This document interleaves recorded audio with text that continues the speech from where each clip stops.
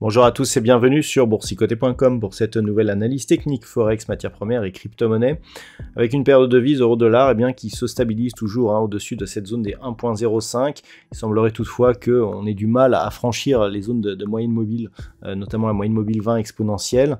Tant que l'on reste au-dessus des 1.05, on peut ici au moins avoir un signal de neutralisation. On sait que c'est un niveau sur lequel il devait y avoir une réaction puisque c'était un niveau majeur.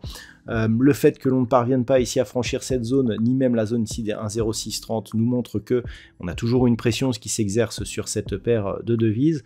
Donc on reste toujours sur le même biais, à savoir une possibilité ici de revenir attaquer la zone des 1,05 qui après la première attaque ici très agressive pourrait céder pour nous donner un objectif de retour à 1.0360, soit ici on casse cette zone des 1.0630, ce qui pourrait nous faire au moins sortir de cette dynamique baissière, sachant qu'une reprise haussière serait sur des niveaux un peu plus forts, mais au moins on rentrerait dans un biais neutre.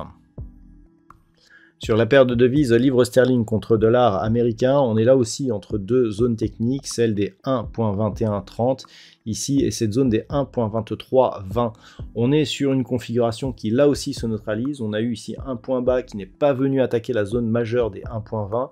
On se stabilise ici, mais plutôt dans une dynamique qui resterait baissière, toujours sous les moyennes mobiles, pas de contact avec la bande de Bollinger supérieure, et on voit que c'est justement sur cette zone des 1.2320 qu'il faudrait venir taper pour avoir ce contact qui nous donnerait un premier signal de sortie, puisqu'en franchissant ici cette zone des 1.2320, on aurait un point haut significatif supérieur au précédent, et on sortirait de cette dynamique baissière que l'on a depuis ce point haut ici et ce retournement que nous avions eu au mois de juillet. Donc pour l'instant, on n'en est pas là, tant que 1.2130 et même 1.20 tient, on a cette possibilité de retournement, mais il faudrait absolument casser la zone des 1.2320 pour confirmer cette éventualité.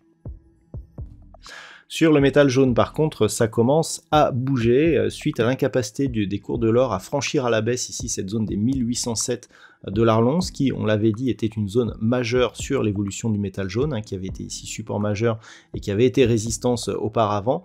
On est en train d'envoyer ici un signal haussier. Il y a quelques jours, je vous disais que c'était la zone des 1957 $ l'once qu'il faudrait franchir pour avoir un vrai signal de retournement. C'est ce qui est en train de se passer. On a déjà cassé ici cette zone intermédiaire qui était liée à ces deux zones ici de résistance, donc proche des 1950 $ l'once. On a testé ici la zone des 1957. Si on casse ici cette zone, clairement, on a un objectif de retour sur les niveaux historiques du métal jaune, donc au-delà des 2000 $ l'once. Pour préserver les chances donc de poursuivre à la hausse, il ne faut absolument pas repasser sous la zone des 1910 $ l'once. Donc clairement, on est ici sur une possibilité de reprise du mouvement haussier sur le métal précieux. Au niveau du WTI, il semblerait que l'on parvienne ici à casser cette zone des 88 $ le baril, après avoir ici supporter la zone des 83,50, 84, on était revenu sous cette zone des 88. Je vous indiquais que tant que l'on ne repassait pas au-dessus, on gardait un biais plutôt baissier. Là, le fait de s'inscrire avec cette bougie totalement au-dessus de la moyenne mobile 20 exponentielle en délit et cette cassure des 88 indique au moins une sortie justement de cette pression baissière. Hier, je vous disais qu'on avait ici des bougies qui étaient plutôt au-dessus de cette moyenne mobile. Donc clairement, l'objectif est désormais un retour ici vers cette zone qui va entre 92,50 et le plus haut que nous avons eu à la fin du mois de septembre, donc à 95 $ le baril. En franchissant cette zone, on relancerait la dynamique haussière qui reste tout de même la dynamique de fond, surtout depuis ici la rupture des 78,30 $ le baril.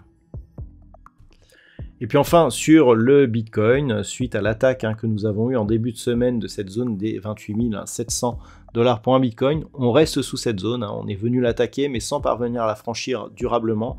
Donc c'est toujours ici très hésitant. On a eu cet espace de volatilité ici et puis ensuite on redescend. Donc pour l'instant, toujours dans un trend neutre d'un point de vue moyen terme, mais plutôt une petite prédominance baissière tant que l'on flirte ici avec cette zone des 25 000 $ pour un Bitcoin. Ça fait maintenant quelques temps que l'on est dans cette zone de range, puisqu'on avait recassé 25 000 ici au mois de mars de l'année dernière. Depuis, on a vraiment oscillé entre cette zone des 25 000 $ pour un Bitcoin et ce niveau ici des 32 000.